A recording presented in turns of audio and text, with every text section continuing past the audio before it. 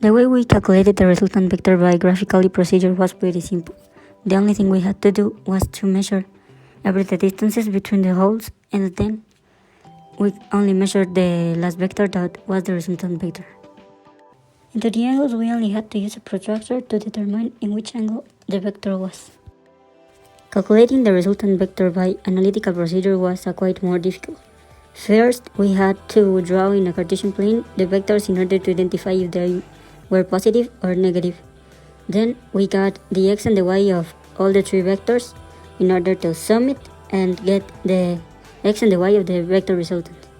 Then to get the resultant vector, you have to make the Pythagorean theory, that is the square root of the addition of the of both y and x factors elevated to the 2, elevated to a square.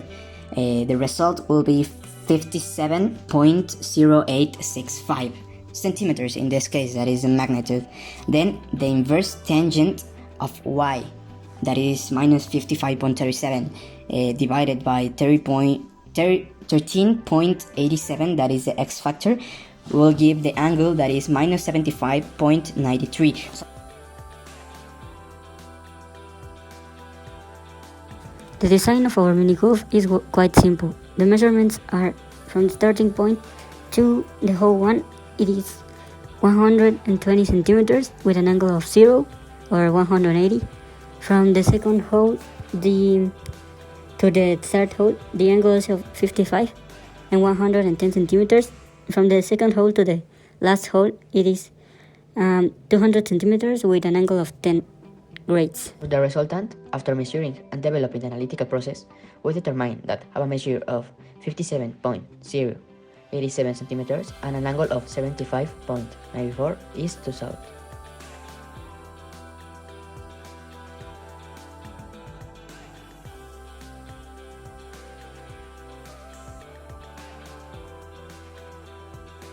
Discussion and analyzing our resultants, we noticed that when we use graphical additions, our resultants are a bit different. But when we use the analytical additions, the results are always the same, even the measure and the angle. We also noticed that the resultant vector represents the point from the origin to the final of the mini golf track. In conclusion, we were able to complete the initial objective of the laboratory practice. We could design a small mini golf with simple materials, such as paper or glasses, in order to score into 3 different holes and a hole in one. We applied the graphic and analytical addition of the vectors from the 3 holes to calculate the resultant magnitude and the angle of the hole in one. We have a good procedure of designing the mini golf and doing the math operations. However, we had some difficulties with the reduced space to play. Apart from this, we didn't have more problems. We could use basic materials, and we calculated the result using the information learned in class. At the end, we had a correct result by doing the math.